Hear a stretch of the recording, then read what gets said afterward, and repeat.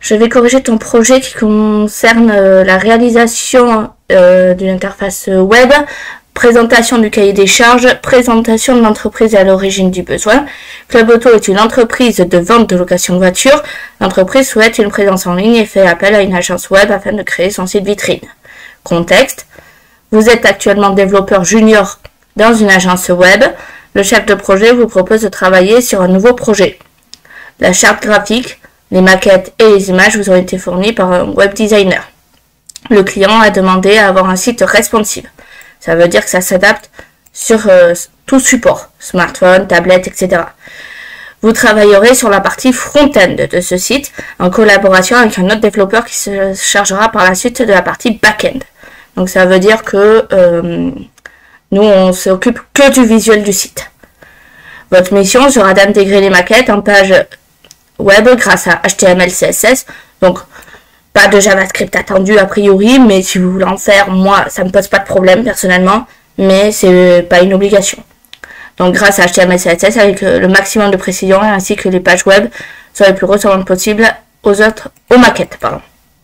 Expression de la demande, réalisation attendue de l'apprenant, réalisation attendue, le site devra respecter le plus fidèlement possible les maquettes, être correctement optimisé et référencé, avoir un code qui respecte les bonnes pratiques, être accessible sur tous les navigateurs, être valide W3C. Le site sera mis en ligne et son code devra être visible sur GitHub. Donc nous c'est GitLab avec un minimum de 10 commits. Livrable attendu, URL en ligne, lien GitLab. Intégration des maquettes et versionning à l'aide de HTML, CSS et librairie framework de votre choix et des éléments fournis. Intégrer les maquettes le plus fidèlement possible. Toutes les pages doivent être accessibles en naviguant sur le site. Votre projet est en collaboration avec un autre développeur. Voilà. Donc, ça doit être accessible sur Chrome, Firefox, etc. Et donc, il faut que ça respecte les bonnes pratiques et que ce soit référencé SEO. Pour l'hébergement, ça dit qu'il faut qu'on puisse y accéder. C'est-à-dire Netlify ou autre hébergeur au choix. Donc, voici ton travail. Alors, voici ce que tu as fait. Donc déjà, moi je peux voir que ici, tu n'as pas créé un projet correctement. Alors, de par le nom, mais le nom, j'avais imposé une nomenclature. Alors, je flouterai ton nom, hein, mais j'avais imposé une nomenclature que tu n'as pas respectée. Donc voilà. Et surtout, le README, tu n'aurais pas dû l'intégrer comme ça. Donc, je vais remontrer sur comment créer un projet. On va sur nouveau projet, créer un projet vide. Et ici, on met le nom du projet. Donc, projet test, tirer, le prénom et le nom. C'est la nomenclature que je vous ai imposée en début d'année. Alors, je sais qu'en entreprise, on n'écrit pas comme ça. Mais pourquoi je vous impose cette nomenclature? C'est parce que dès le début de l'année, vous avez tenté de pousser vos projets les uns sur les autres. C'est-à-dire, Madame X a tenté de pousser son projet sur le repository de Monsieur Y. Donc, ça ne peut pas marcher. C'est pour ça que je vous ai imposé cette nomenclature. Nomenclature que tu n'as pas respectée. Bon, c'est pas dramatique, parce que ça fonctionne. Mais je te demande à l'avenir de respecter les nomenclatures que je donne. Et ensuite, alors privé, public, c'est toi qui vois. Il faut bien sûr choisir où on veut placer son projet. Et surtout, on décoche le README. Et c'est ce que tu n'as pas décoché. Sinon, mis à part ça, je vais ici, là, on a le site mis en ligne. Donc, on peut voir qu'il fonctionne. Donc, pas de souci là-dessus. Alors, fais bien attention. Je ne sais pas si c'est tes images ou si c'est les images qui ont été fournies. Mais fais attention à ce qu'elles soient libres de droit, ces images. Voilà. Autre chose, niveau branche, ici, tu en as deux branches. Branche 1, ce n'est pas un nom de branche. Ce n'est pas correct. Je ne sais pas ce que tu as fait dessus d'ailleurs, mais c'est pas correct. Pourquoi? Parce que on crée son projet. Pardon, c'est pas très droit, c'est pas grave. Là. Et on l'appelle main, la branche principale, ou master. Ça dépend, c'est pareil. Ça change pas grand chose. Donc là, on a notre branche principale. Ensuite, on va créer d'autres branches pour développer. Donc toi, ce que tu as fait une branche ici, par exemple. Hop. Et jusque là, Tu l'as appelé, donc déjà tu l'as appelé branche. Oh, pardon, pas facile. Mais branche 1. Tu as fait ça, comme ça. Donc ça veut dire que moi, je prends aussi au rouge. Si j'ai un bug dans ta branche ici, eh bien, tu vas galérer pour le corriger parce que tu n'as créé qu'une seule branche qui en plus est mal nommée. Ce qu'il faut faire, donc on reprend. Alors, je vais remettre stylo bleu. J'ai ma branche main ici. Toujours pareil, je remets les mêmes couleurs pour que ce soit plus parlant. Je veux faire la page location. Donc, je crée ma première feature. Et je l'appelle bien feature. Pas branche quelque chose. Feature. Pourquoi feature? Parce que feature, c'est une nouvelle fonctionnalité. Fix, c'est correction de bug. Ça, je l'ai expliqué à plusieurs reprises. Feature / location. Bon, j'ai écrit loc parce que sinon, je vais pas y arriver. Et là, j'ai terminé. Je le renvoie dans main. Alors, bien évidemment, en entreprise, on crée plus de branches. Il y a la branche main, il y a la branche develop, il y a la branche... Enfin, il y en a d'autres. Là, moi, je vous simplifie le travail. Je vous demande juste de me créer des branches par fonctionnalité et correction de bugs. C'est-à-dire que maintenant, je veux faire la page de vente. Alors, hop, je prends une autre couleur. On va se mettre en vert, par exemple. Là, très bien. J'ai besoin donc de créer une nouvelle feature ici. Je la crée et je la renvoie ici dans main. Ça veut dire que là, je pars de ce point de départ ici, là, qui est juste parce que sinon je l'aurais pas poussé dans main mon location, si ça fonctionnait pas. Si feature / location ne fonctionnait pas, ben, je l'aurais pas mis dans main. Là, mon feature vente, je le remets dans main parce qu'il fonctionne. Je crée à chaque fois des branches. Donc, pour rappel, tu as, en bleu, tu as deux choses. Tu as fixe à mémoriser, parce que c'est important, qui signifie correction. Donc, on corrige des bugs. Et feature,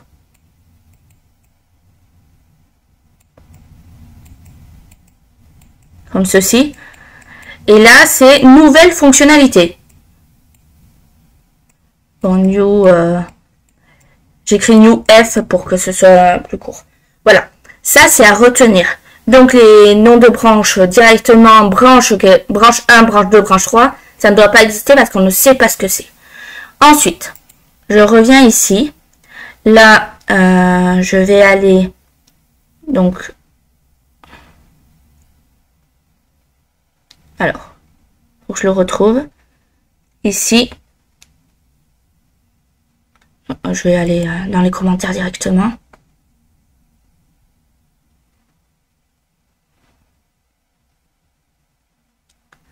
Hop.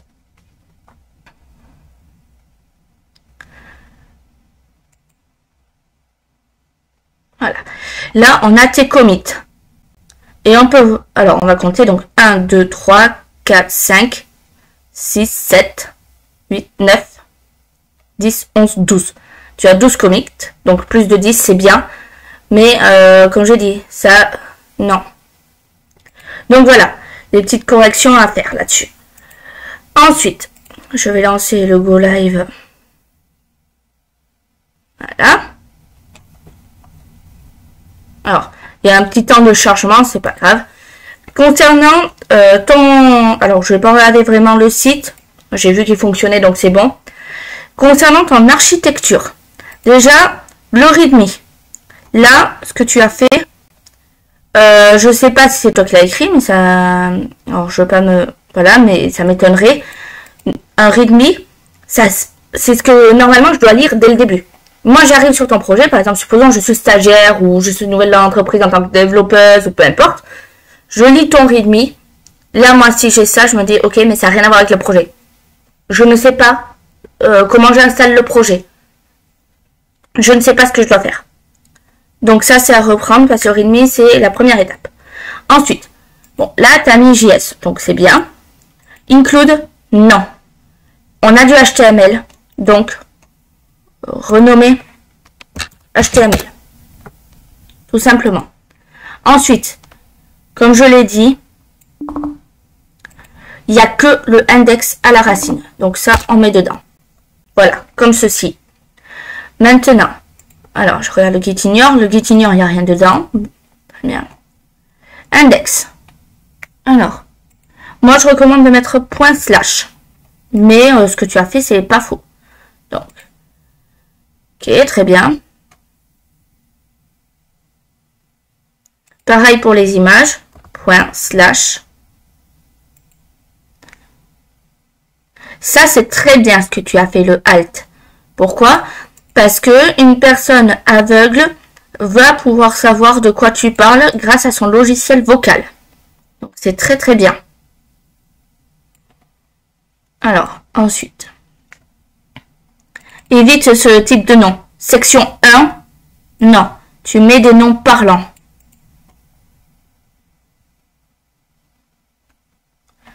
Là, pareil. Texte 2, texte, non. Tu mets de quoi tu parles. Évite aussi le CSS dans le HTML. Je sais que parfois c'est compliqué parce que parfois ça veut pas tout simplement, mais on ne met pas le CSS dans le HTML en général. Sauf quand c'est vraiment voilà. Pareil ici.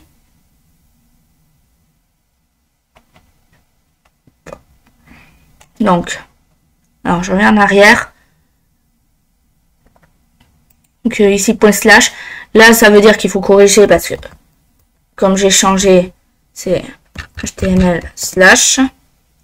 Donc, pareil, point slash, HTML slash. Donc là, pareil, on évite les noms français.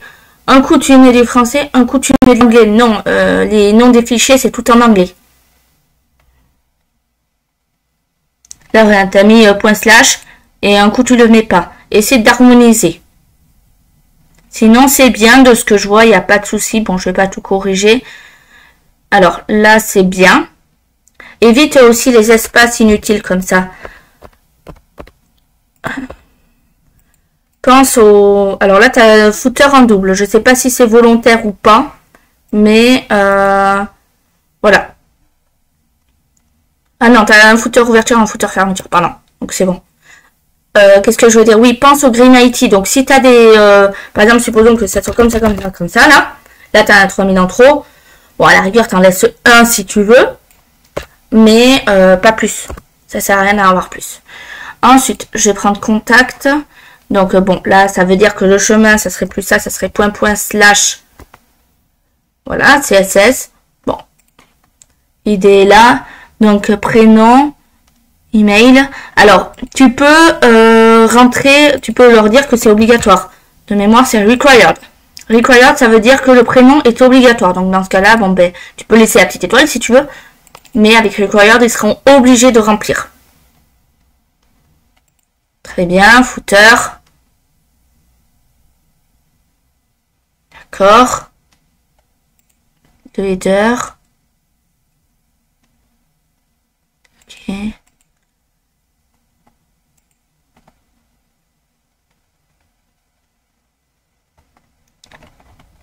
Ok, bon, moi j'ai rien à redire, c'est très bien ce que tu as fait. Pense juste aux petites corrections, à l'architecture de tes dossiers, etc. Donc là, tu as commencé par du JavaScript. Donc c'est pas mal du tout. Ok. Donc vraiment, après, j'ai pas raté si ton site était responsive ou pas. Je pense que tu l'as fait en responsive, oui, de ce que je vois. Alors, hop, on va regarder. Je vais juste mettre inspecter.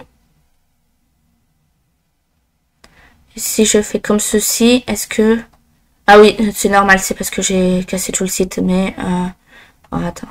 On est sur quoi? On est sur la page d'accueil. Alors...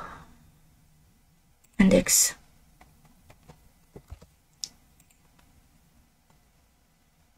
Voilà. Hop. Header.html.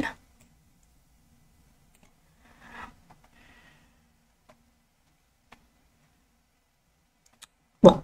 peu importe. Donc là, ok, très bien. Donc là, c'est bien. On peut voir, il y a un petit souci ici à ce niveau-là. En dessous. Là, ça passe en dessous. Alors, je sais pas si c'est... Alors, je vais prendre celui en ligne comme ça.